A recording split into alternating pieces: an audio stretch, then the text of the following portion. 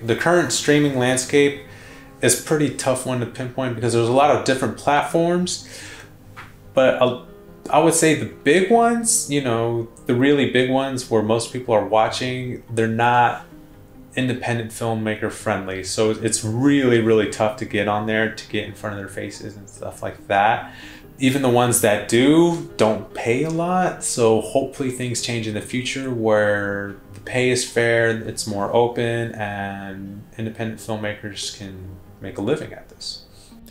The thing about success in this arena, it's not A to Z, it's not A to T, it's not A to M. You go from A to B, from B to C, from C to D, from D to E, you know? And it feels like it takes forever, but when you look back, you know, and you see things more in the big picture, you go, oh, I see the alphabet is forming here. Yeah, this makes sense.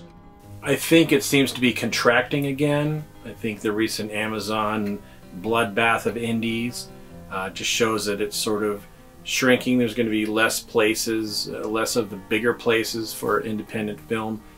More and more large corporations are coming out with their own streaming service, so which was just for their stuff. So again, that might squeeze out independent filmmakers. I think there's going to be other venues, other avenues that pop up, or there might be ways to get in on some of that stuff. It all ebbs and flows all the time. But I do think it's kind of contracting right now, and things might be bleak for a little while. So the streaming landscape, I think it is what it is. It's right here, right now. It's not just the future. It is what we have and what we have to deal with as filmmakers. I really do not like how much we get paid for streaming. I think Netflix has trained a generation of people to expect film for next to nothing. And economically, it doesn't actually make sense to me. You have this product that is worth thousands of thousands to actually make, and then you sell it for 1 cent per hour on Amazon. Apparently that's all it's worth. So I don't like that aspect of streaming. But at the same time, content is readily accessible now to most people in the world. So you can get your films out there, where before, it was locked up by distributors, and it was difficult to even make a film, let alone get it out there. Now it's easy to make a film, but getting it out there and actually getting attention to your film is the challenge that you're facing. I think another problem that you face, besides the lack of respect for people who, for the filmmaker, because there's a couple of things I wanted to say. I think we've moved more with the generation now is more wanting things for free. So it's easier for people to just go onto Netflix and pay $10 to subscribe to that platform and watch 1,000 films a month if they want. They can sit there and watch all day. But then when you say to them, could you please share this link and buy my film? It's $3.99 on Vimeo on demand. They're like, oh, I have to pay for it. And I find that there's a lot of disrespect for the filmmakers, and then there's also a lot of misunderstanding in the audience, because they think that it's still doing it's still great, but that they're supporting the arts by using Netflix. But what they don't know behind the scenes is that filmmakers are not getting paid every time you watch the film using Netflix or a platform like that.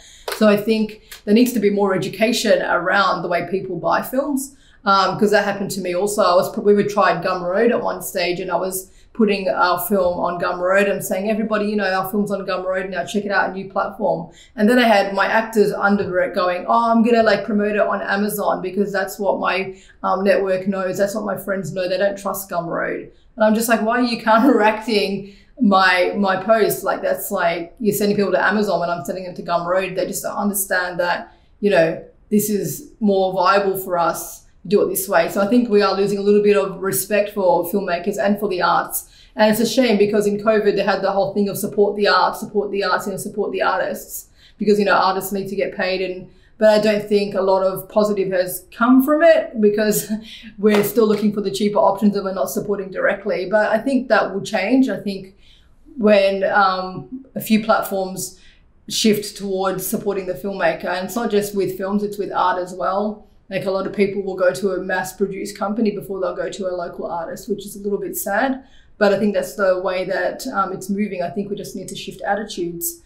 The challenging thing about the current streaming distribution landscape is that it is constantly changing. So as soon as we feel like we've got something locked down, like we look at it and we say, oh, because of the way Amazon is structured, we can make this amount of money, so we can afford to put this amount into our films, it'll change. The royalties will change. The availability will change. So it's just really difficult to know what anything will be like 6 months or a year from now. And it's difficult to know what sites will be used by people. There's constant explosion and growth of new sites, and then they merge with others or they disappear. And the landscape really changes so rapidly that it's just, you just got to make the best thing you can and hope that you hit it at the right time. He's an artist, honey. We're all weirdos.